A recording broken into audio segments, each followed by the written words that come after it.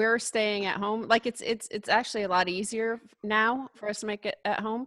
At first, it was a little bit more difficult because there was a learning curve. I had to figure out where to plug everything in and how to set the audio and the cameras and formats and stuff like that.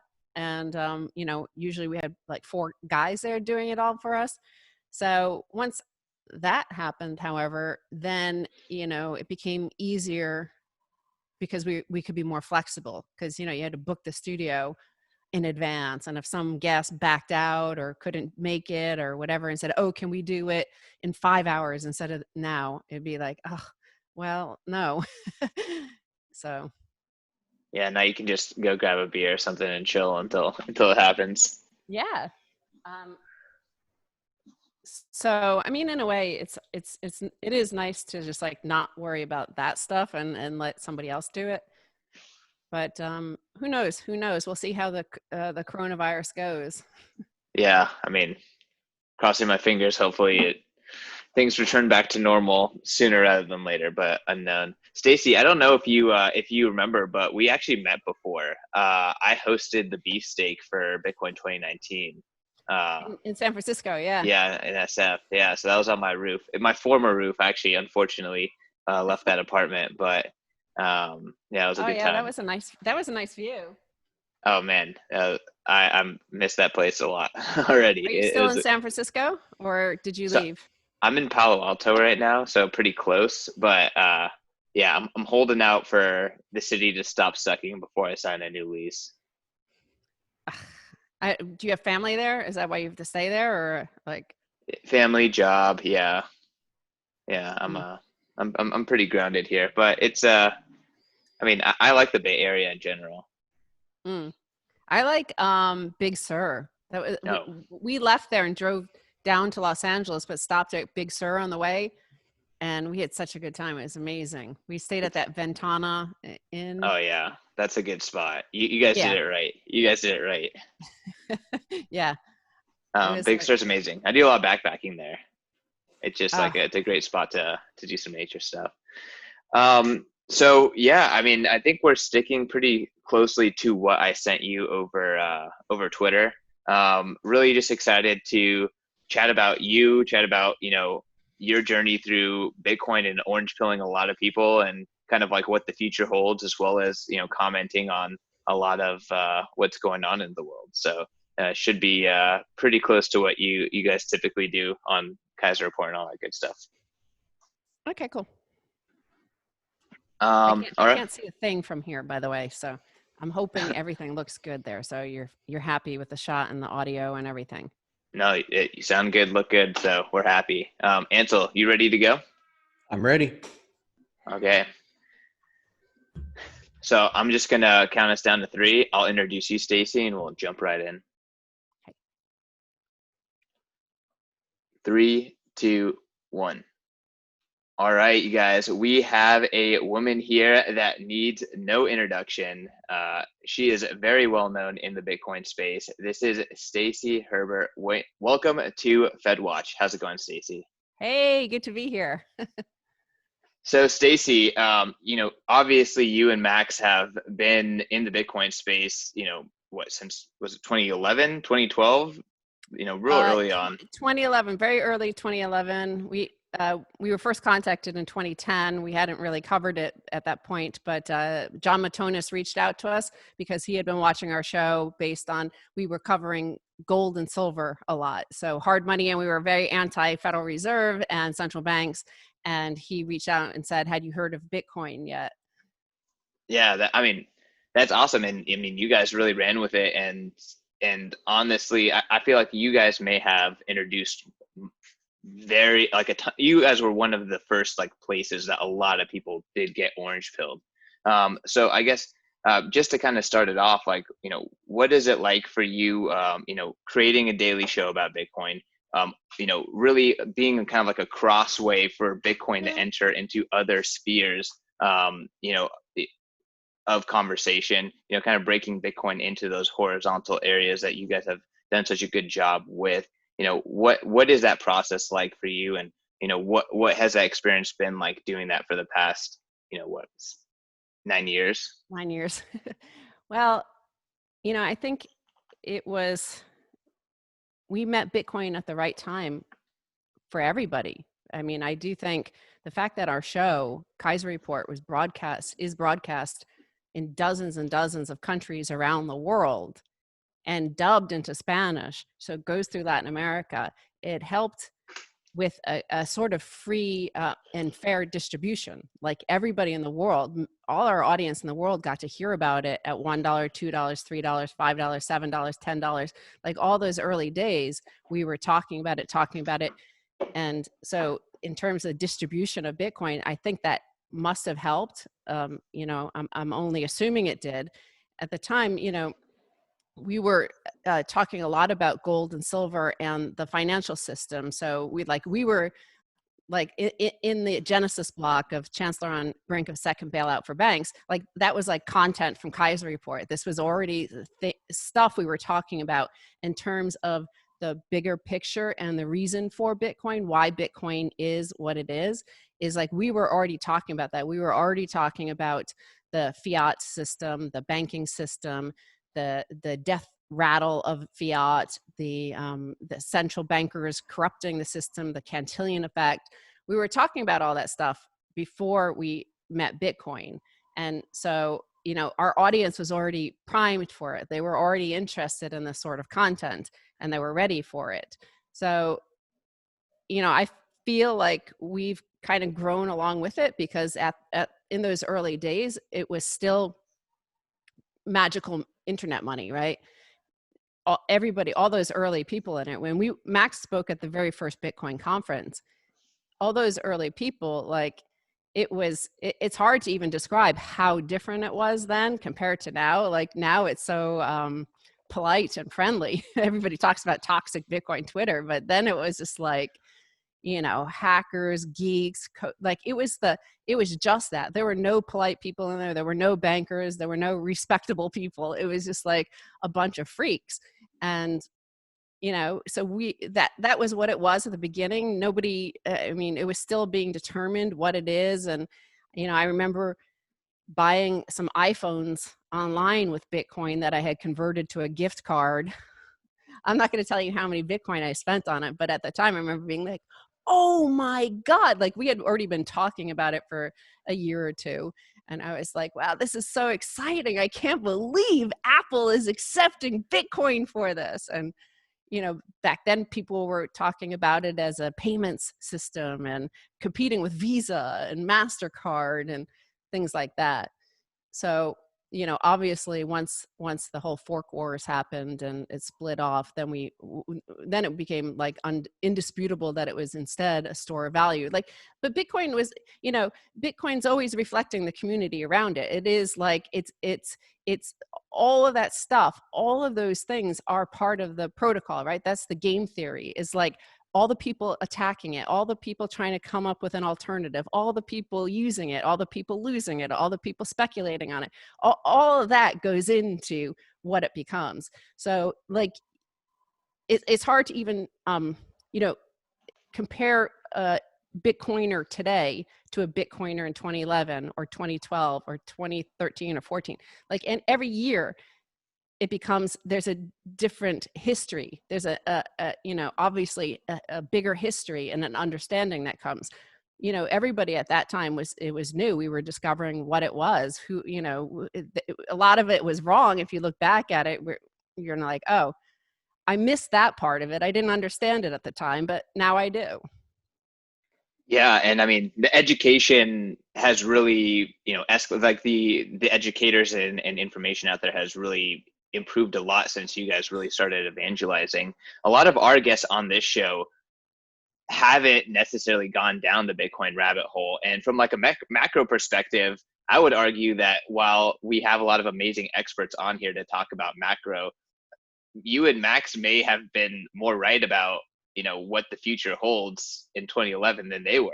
And I'm just kind of curious, is your perspective and view of the US and global economy and what's happening right now?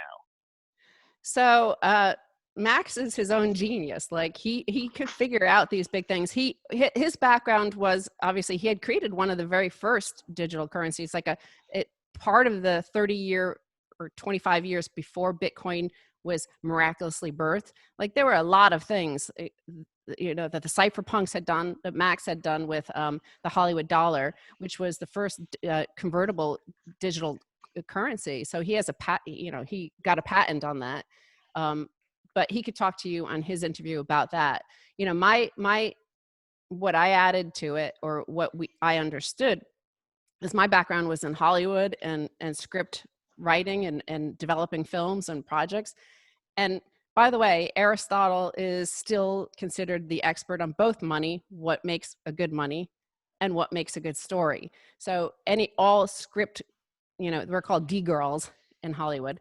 Anybody working on your scripts, you read Aristotle's Poetics. What is a good story? And you learn from there. It's a very simple, tiny text, and it gives you the fundamentals. It all boils down to man versus himself, man versus nature. Okay. Those are the good stories. So that was, as a storyteller and somebody who worked on stories, that was my interest when I first met Max in 2003, and he was talking about being a banker and what bankers did, and like the world that was right around me, but I hadn't seen it. Like, I was like so surprised at his stories that he was telling about what bankers do. And I couldn't believe it. Like, the bad guy doesn't win. Okay. That's one of the basic stories that you're taught. Like, you can't do that in Hollywood. The bad guy shouldn't win. They can't win. And so, I started reading the Financial Times and The Economist, which he was reading every day or every week with The Economist. And I remember always going like, oh my God, look, it's right here. Like, that's what you were talking about. I can't believe they're committing that fraud. Like, at me as a storyteller, and like, I wanted to tell everybody, like, everybody, you have to see this. You won't believe it. Like, this is what's going on. And still to this day, and I can't believe no other financial news has like copied us yet. But like, nobody does it that way. Nobody entertains with, they try to hide it and obfuscate all the reality of it through just dry language and like the balance sheet matters and what the earnings report will show. And, and it's none of that. It's, it's made up of the same humans that make up every community. And it's, but there is kind of a conspiracy about how dodgy the whole thing is, and covering that up in terms of like not like setting up some sort of system that so many people just don't know it. I had gone my whole life, 30 something years at that point, where I hadn't ever heard of this stuff. And, I was in the entertainment industry. I was telling people about the world. That's your job as in Hollywood. You're trying to reflect society. And yeah, I didn't know anything about this financial system or the monetary system. So, Stacy, I have along those lines of memes and narratives, you guys come up with some great stuff. So, GIABO, the Global Insurrection Against Banker Occupation, I think that's a couple years old, or maybe even 5 years old now. Do you see a connection between the unrest on the street that we see in the U.S. and the GIABO? Do you think that it's really at its heart an economic question, a monetary question? These are things that you guys talk about on the Keiser Report. So Max coined that back in 2010 or 2011. Oh, wow. Around the same time. So that was during the uprisings, the Arab Spring. Also in Spain, they had the Indignados. And in France, it was the precariat. Remember, we were living in Paris, and the dégonflés were like slicing the tires on cars in the center of Paris and the rich areas, and burning cars everywhere. It was all over the place. This was during the financial crisis. There were boss nappings. Like that didn't get global attention, but there were a lot of boss nappings happening in France. So like we were reporting before Keiser Report. We were doing it for the BBC and also for Al Jazeera. So we were observing the world and reporting what we're seeing. Like bizarrely, nobody else was doing it. Like I said, like we were in Paris and you had these dégonflés and the cars burning, and like people were acting as if nothing was happening. So in terms of what's going on today, yes, that's still the same part of that. Again, like that Genesis block of Chancellor on brink of second bailout for bank, those were those were the ideas we were talking about. That was like what was going on if you paid attention, if you understood it. Now, when you look at history, you could see sort of cycles always repeating. And I know we're going to talk about the fourth turning, because that's, just these cycles. Humans go through cycles, and it's because we always have the same, like power does the same thing every time, as they're rising, as they're falling. People get afraid, people panic, people get greedy. That's why you have cycles. Like you can bet on it, and that's why you can create cycles and look at cycles. But what I see is happening today, this global insurrection against banker occupation, is that, say you look at the 1960s, late 1960s and early 70s, here's an early empire of America. And our leaders, the older generation, took us into a war in Vietnam, which bankrupted us, but also which bankrupted us morally and culturally at home. And we were still, at that time, Americans believed we were the good guys. We had won World War II. We helped Europe rebuild with the Marshall Plan. We were the good guys. Now, over the course of a decade, young Americans, a huge population, the boomers, came to realize that they were being lied to. And what we know now, based on freedom of information and documents revealed, is that Eisenhower, maybe not Eisenhower, but certainly JFK, LBJ, Nixon, Robert McNamara, they all said, it's on audio tape, it's in memos, that they knew for 100% certainty way back in 1963 that we could not win that war. They knew it was never going to be won. But they kept doubling down and doubling down. And what Robert McNamara had written in his exit memo to the president is like, it was 80% to save face, because we couldn't let the Soviets think that the international communists think that we had lost. So we kept on doubling down. And what were we doing while we're bankrupting ourselves? We're sacrificing our children. Those 68, 70,000 American children that were killed, and the hundreds of thousands of Vietnamese, we sacrificed them because we were trying to save face, because we kept on doubling down the whole way into this disastrous war.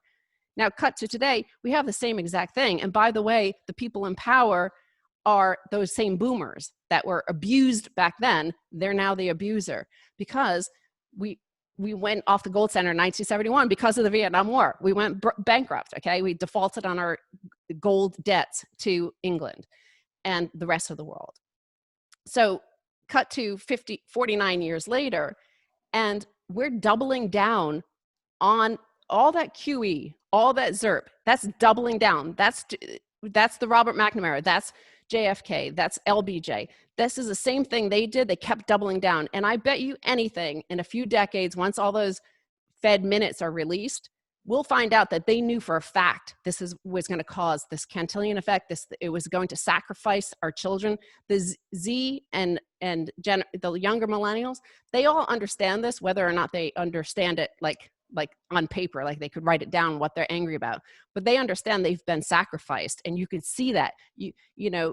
We saw body bags being brought home back in Vietnam, but now you're seeing those huge piles of debt that they're coming out of university with, and the house prices like way beyond anything possibly affordable for people in the gig economy, which are the only jobs available. And doubling down, like our policymakers, they keep on extending and pretending to save face, right? To keep this whole system going, to keep the US dollar reserve global system going. Like sending our jobs to China in 1999, 2000 under Clinton really accelerated it. But of course, it was Nixon who started the process that enabled this as the US went broke, right? And so we sent our jobs overseas, and we have to do that. You have to do that if you're going to have the reserve currency. But our elite wanted power. They want to be able to punish anybody that they want to in the world who disobeys them. And you cannot have a reserve currency without a massive trade deficit. There's no other way to get your dollars into the hands of the rest of the world unless you just give it to them for free, airdrop it like any other shitcoin. So that's part of this. This is them sacrificing their children. You know, maybe they thought like they could print enough for themselves and make sure their kids are okay and they're going to be ahead in some way. But, you know, now we're facing that Thucydides trap as we see China run away with everything. They're way ahead of us in so many technologies, partly because of just having a basic factory there, right? That a factory is the innovation factory as well. That's where you learn how to make things and build things and create wealth and how to fix problems. Like you see the problem there. Like you can't teach that to somebody remotely here that is not involved in the actual production. So I think it's just a rising up against that they're being sacrificed to this war, essentially, this fiat war.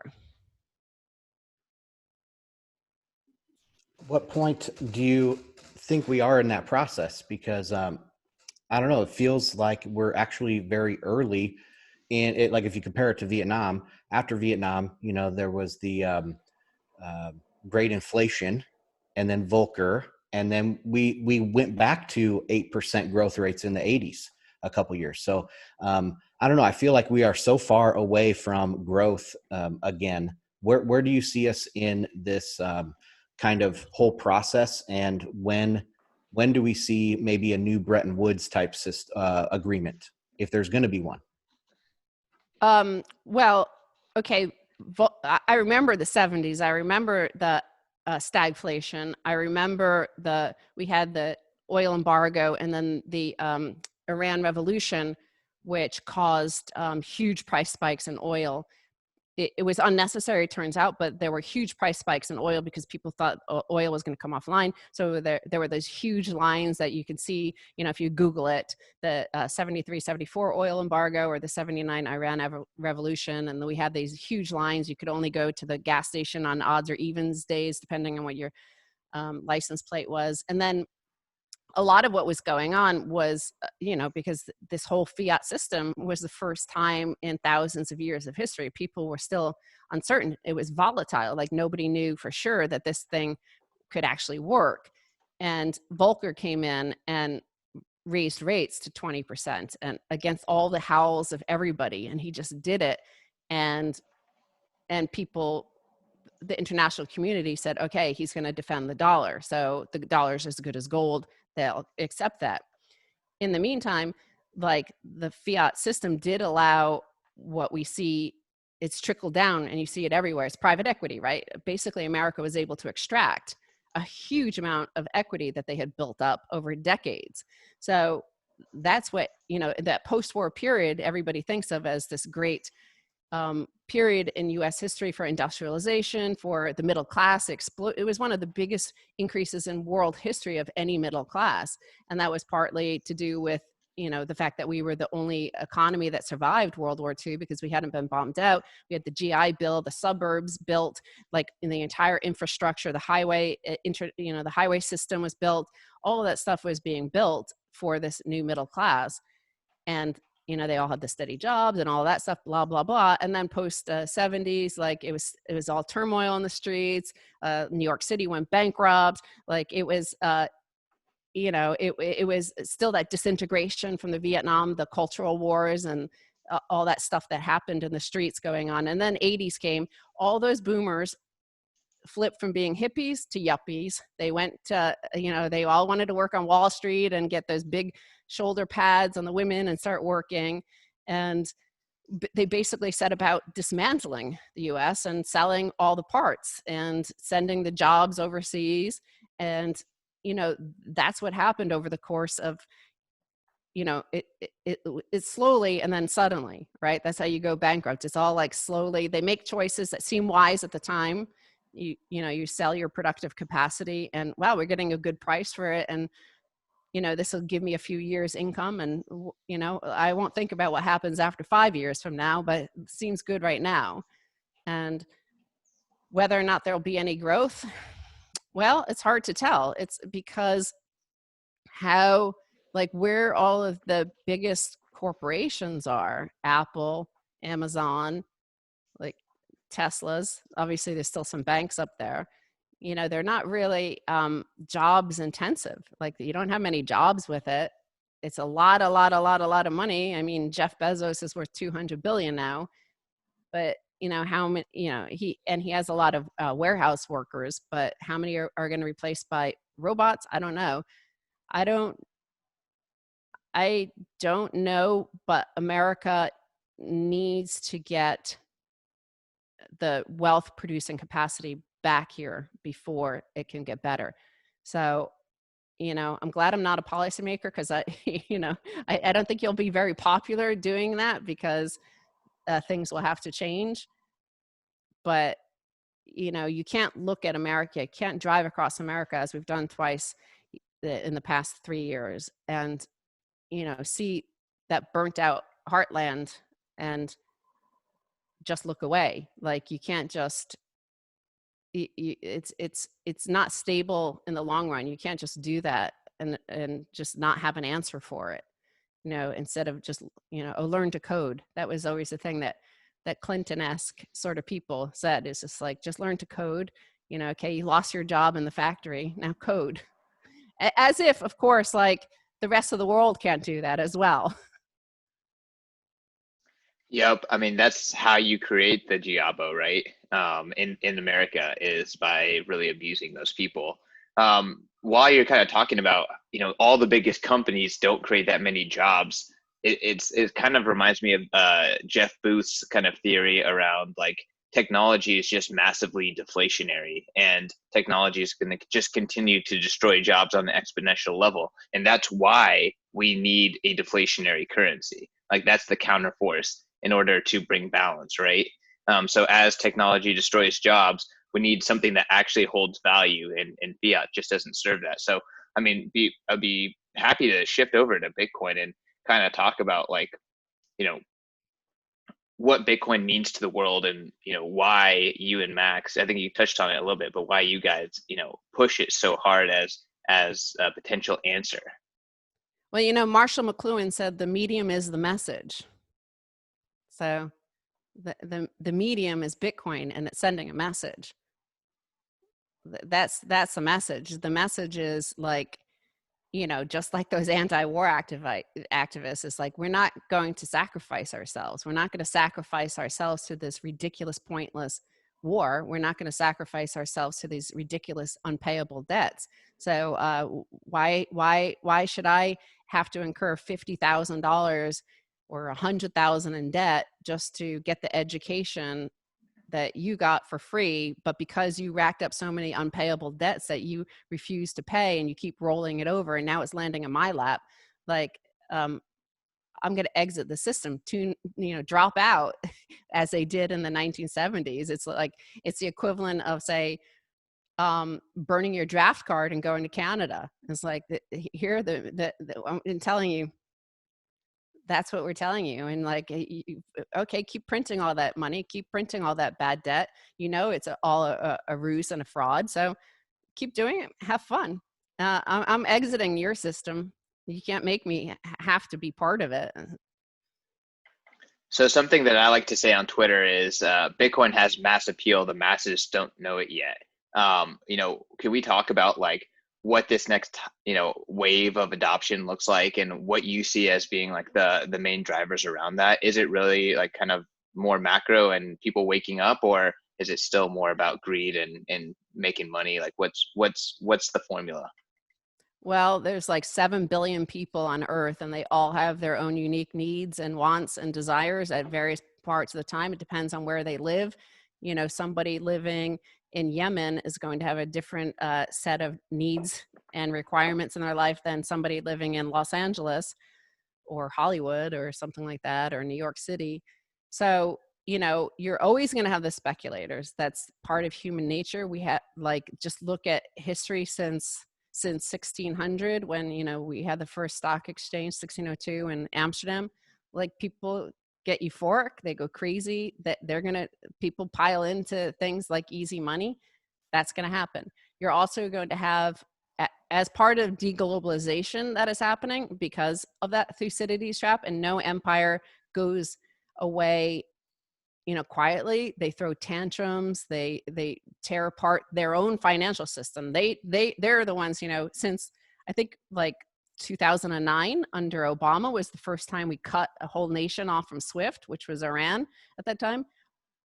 Okay, great. You're the superpower. You get to do that. But try using it a second time or a third time. And they have. And what are people like countries like Germany are starting to develop alternatives to SWIFT. That's how your power starts to decline. Like, that's the problem with being an empire. That's the problem with being Rome. Like, you are powerful. You can smite people around the world, render unto Caesar what is Caesar's, and the people have to obey. But they inevitably welcome in the barbarians. So you're going to have people, as this deglobalization picks up and America tries to exert its power, they're going to start punishing all sorts of people and all sorts of people in entire nations, because, it's just really the elite in whatever nation fighting each other. Like, the ordinary people are just ordinary people trying to live their life.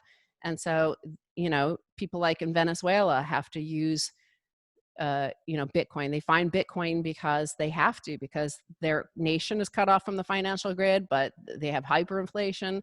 So that's one way you're going to find people find it. We interviewed Gray Jabezi recently. He's an entrepreneur in South Africa, but he has like businesses across Africa.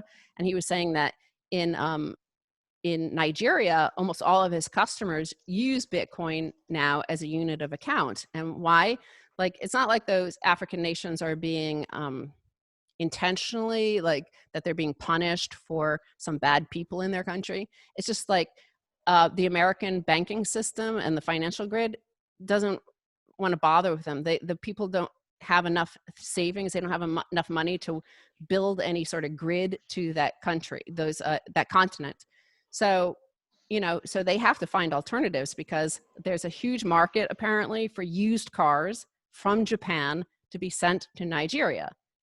But it's hard to actually transfer the money there because of the US banking system runs any international trade. So it's like you'll have to use like 3 or 4 banks. It doesn't go to one. So they use Bitcoin. So it's being used as a unit of account. They price their cars in Bitcoin and they buy it from Japan, and they're not using it as a store of value or holding it or stacking it or hodl and all that stuff. They're like, they need a car and they're going to buy a car whatever way they can, and they buy it with Bitcoin. But this is at the margin. Like, these are the barbaric thoughts at the edge of empire that start to whittle away at the power and the authority of the empire. So we have an empire of global debt, and we have an empire of dollars, and the administrators of it are losing. They're losing the authority over the system, because people will find alternatives, because that's what humans do. We're innovative, and our genes want to live. They want to propagate and keep on living. So they're going to do whatever it takes to survive.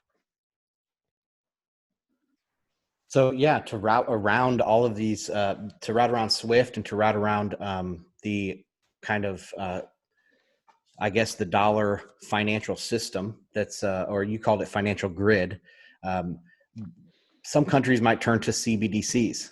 So I wanted to transition to that now and talk about, there's a lot of people in the gold and silver community that they're very convinced that there's, the elites they're consolidating power, and they're going to come out with a CBDC so they can rule the world and all this stuff. And I'm very skeptical that a Fed coin is coming out anytime soon.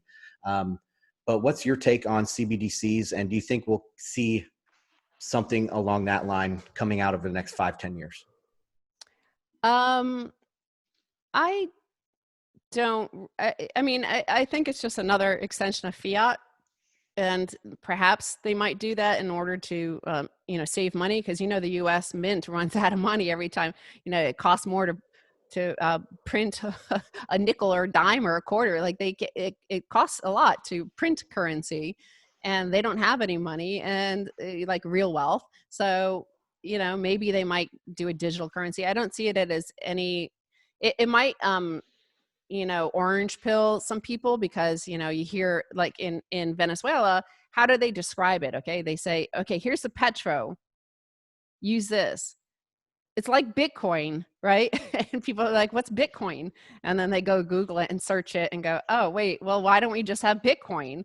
And I think what you'll see, and maybe that might be the only thing that comes close to working, is like what Mark Carney had said, remember, not last year not this year's Jackson Hole, but last year, he said that the dollar was no longer serving well as a reserve currency, and that there would need to be, as John Maynard Keynes, by the way, predicted at Bretton Woods, he said that this would happen, that these trade imbalances would become dangerous, and they have become dangerous. So they'll invent just like a neutral global settlement layer for between nations, like on a nation state level. It won't be for citizens. It'll be like the SDR. It'll be a digital SDR. That's what I think they'll probably do. The US won't really want that because we have an exorbitant privilege right now. But I think it's probably inevitable that they'll come up with something like that. But it'll just be a ledger, really. Which is, the original thing was for the Bancor. That was the other idea, was like, instead of having one country be, this superpower and have an exorbitant privilege where they would have to run huge trade deficits, this you would not be incentivized to have either a surplus or a deficit. So it's supposed to kind of balance out. The intention was to balance out global trade, to not cause these imbalances of beggar thy neighbor and the distortions of imbalances like that. Well, that sounds like some central banking BS as it is. The fact that they think that they can manufacture a balanced global economy. Yeah, but they'll try to do. You're always fighting the last war, right? So they're gonna try to fight this. The war they're going to try to fight is all the debt that they've built up, and they don't know how to get rid of it and where to go, and because it's an exponential debt story. And we all know, like everybody in this pandemic, you see now, what exponential means. Like it looks on the chart, like it looks kind of slow in the first, like, oh, only 2 people have it. Okay, now 4. Oh, well, it's only 8. And then you're like, yeah, it's pretty fast, like how it like gets exponential. So like, obviously they're fighting, they're doubling down on all of these debts, trying to print faster and faster and more money. And they're going to want to do a Hail Mary. They need a Hail Mary. And again, like comparing it to Vietnam, there were constant Hail Marys. Rolling thunder, this is going to solve it. The enemy is going to be demoralized, and they're going to come to the negotiating table. The enemy wasn't demoralized. In fact, that your stupid program that killed all their kids, that made them angrier and more motivated. The same thing here is they think like, we're going to shock the markets. We're going to demoralize the short selling enemies, the doubters. We're going to demoralize them by showing them like how amazing and fast we can print money, and it never works. And they're going to keep on doing it until they're going to have the equivalent of, Jay Powell being airlifted from the Fed, the same thing as the U.S. like being airlifted out of Saigon. Ansel, do you have another question? Well, I just wanted to make sure that we touch on Bitcoin going in the next, 4 to the next halving or 2. What do you see Bitcoin doing over that period? You've been involved with Bitcoin for a long time, so you've seen a lot, pretty much all of the cycles. Going 2 cycles forward, where do you think we are? I know Max likes to talk about 100,000 or more, 1 million. Do you see us getting there, or are you in the camp of like market cap isn't too exciting? It's kind of like what it does to the financial system and stuff like that. Yeah, it's kind of broad because there's a few different. There's the individual, and I think for the individual, I think it is really important to have one Satoshi fuck you money. Like it's your your essence, your being is more important than anything. No matter what all these politicians do to ruin our lives, like your inner self, like just having one Satoshi, 100 Satoshis, like it could change how you see the world. Like by the way, the French Enlightenment, Diderot printed that encyclopedia in what 1751, started publishing it, and that was such a revolutionary act at the time. It caused literal riots in the Senate, and he was hounded and hounded and hounded, and he lost all his friends because they were afraid to be published in the encyclopedia because the authorities did not like this, and this was radical ideas, and people should get their knowledge from the clergy, like, and the elite. We control information. And the same here is like, once you realize that separation of state and money, and once you realize that sovereignty, you need a Satoshi of your own to understand the power you have, even despite all of this, this greater and greater surveillance capitalism and this greater and greater quintillion effect. Like it's hard to describe until you do it. And, I've always been reluctant to, one campaign we ran was buy silver, crash JP Morgan. And what was about was that JP Morgan, got gifted essentially Bear Stearns during the very early days of the financial crisis. That was before the whole collapse. That was in like March of 2008. The first time gold went to $1,000. Bear Stearns had collapsed that weekend, and JP Morgan got gifted, Bear Stearns. But part of that gift was this huge, massive short position on silver. So that short position left them severely vulnerable to a price increase. So because it was way more, their position was way more than annual production of silver. So if you take off if you take ounces of silver off the market, that whole thing, you could blow up that bank. So that's why we were like, buy silver, crash JP Morgan. And it was only like $11 at the time. Just buy an ounce of silver. Everybody had, most people in the world, in the developed world, have $11. Like, just buy an ounce of silver, and like we could change the dynamics of this relationship, right? Let's teach them a lesson. You can't mess with us. You can't mess with the markets. We see you manipulating markets. We see what you're doing to markets, so we can show you that we see you. Like, it's a message. The medium is the message. Buying an ounce of silver is the message. And that was that. So with Satoshi, if you spend $5-10 on Bitcoin, you have to learn a lot, and you understand. It forces you to understand so much about the world around you, the monetary policy and all that stuff. In terms of actual Bitcoin development, Lightning and then Liquid Lightning, like I said, we're going through deglobalization. So you're going to see more and more need from merchants to have a censorship resistant payments rail, because there will be more and more censorship, because not only will the U.S. government not want any competition. I mean, look what they're doing to TikTok. TikTok has kicked every American corporation ass, and they're like smashing and grabbing the assets. They're trying to just like, no, we're going to take you, sell yourself to an American company. You're going to see more of that, but you're also going to see their elite media like MSNBC or Fox or all that. Part of what you've seen in the last 4 years with all this hysteria on the cable news, like all these Russiagate and all these sort of conspiracy theories on all the cable news channels, is that a failure of the elite messaging system. They can't influence the population. They're not able to persuade the population anymore. And what they're doing is deplatforming all those voices. They're like, well, let's get rid of, same with Vietnam. Like you just cut off their supply lines, cut off their avenue to get their message out. Don't let anybody hear them, and then maybe the power will go away. That's how you treat barbarians at the gates, and that's what they're trying to do. So you're going to see more and more attempts to deplatform voices. Like, first it was like the Alex Joneses of the world, but it's coming in closer and closer to anybody.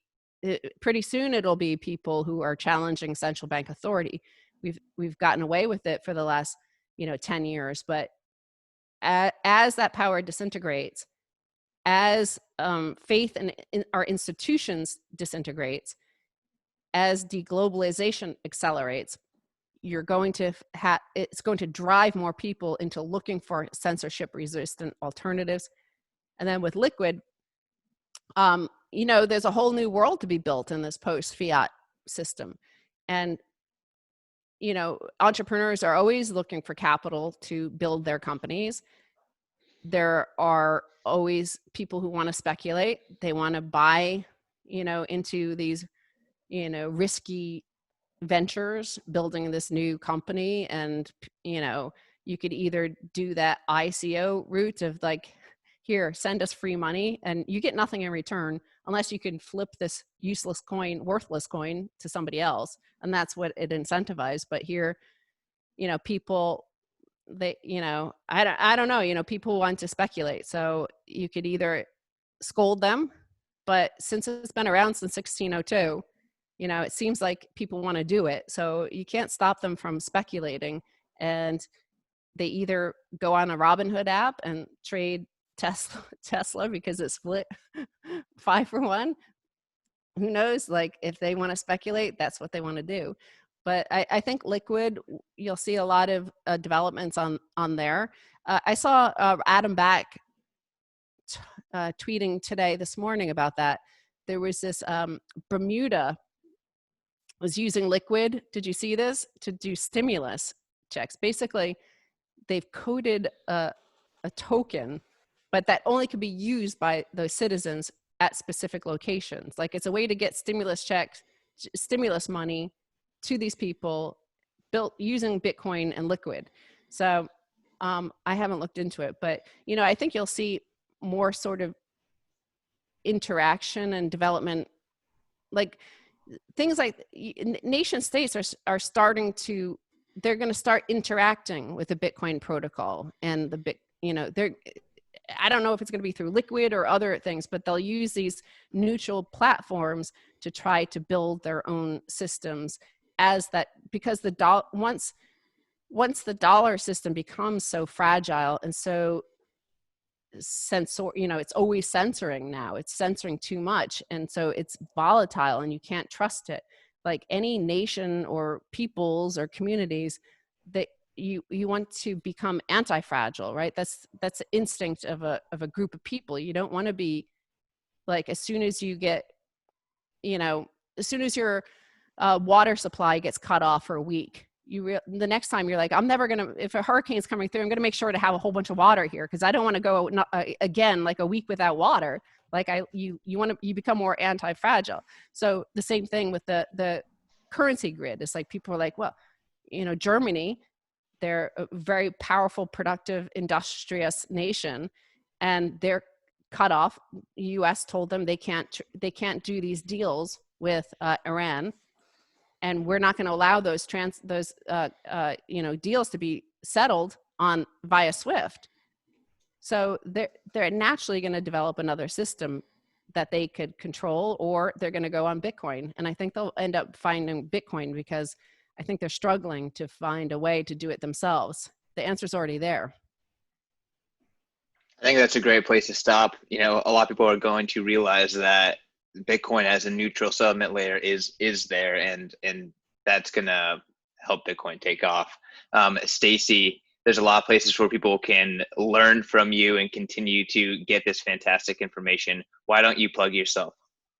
I will plug myself. Let me see. We have orangepill.buzzsprout.com. That's where you can find our audio podcasts, all the RSS feeds to whether you like Spotify or Apple Podcasts or what. But we also upload it to youtube.com/Max Keiser TV. And of course, you can find Keiser Report online. Keiser Report will always have its place, especially as it's the first to introduce so many to Bitcoin. But the most amazing thing about Keiser Report is it gets dubbed into Spanish.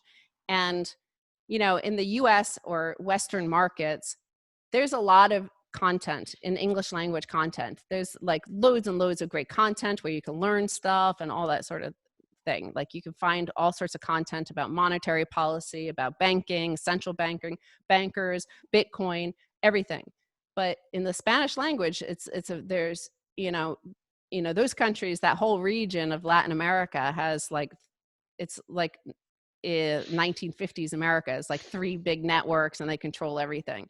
So the fact that we've been able to spread all across Latin America, all Spanish language speaking countries, it's just, it's been, when we go there, it's like remarkable. There's so many Bitcoiners in Mexico, Colombia, Cuba, Venezuela, Argentina, and they've heard about Bitcoin and all of these these ideas. I mean, they're at the hard end of imperialism, as you know. So, they understand it instantly. They don't have to be educated too much. But, Max Keiser TV at YouTube is a place to find all of that video content. Awesome. Stacy, thank you again for coming on the show. You guys can find the show at Bitcoin Magazine. You can find me at CK_Snarks. You can find Ansel at Ansel Lindner, and go check out the Bitcoin Dictionary. Stacy, you should check it out too. Ansel essentially defined all these Bitcoin terms and made like a formal dictionary of it. So I think it's a really cool resource. I have a good one to add to it that Orange Pill just came up with this past week. Our guest Nozomi Hayes. She writes for Bitcoin Magazine a lot.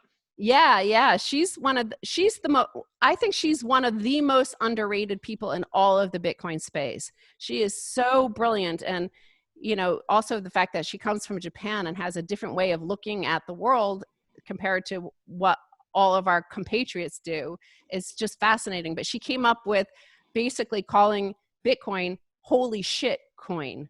It's like, holy shit. When she described her like coming to the realization of actually how amazing and powerful Bitcoin was. Like when she understood it, she said, holy shit. And it was just like a genius moment in the last episode of Orange Pill, but it's holy shit coin. Like that's that sort of moment. That's what I'm saying. You need a Satoshi of your own. It's like you get to that moment of like, oh my God, I can't believe this. It's the old aha moment, but once you see other people getting it for a long time, and then it's your turn to get it, I think, it's bigger and bigger. Holy shit coin. Yeah, that's a good one. Add it to the dictionary. All right. Peace, guys.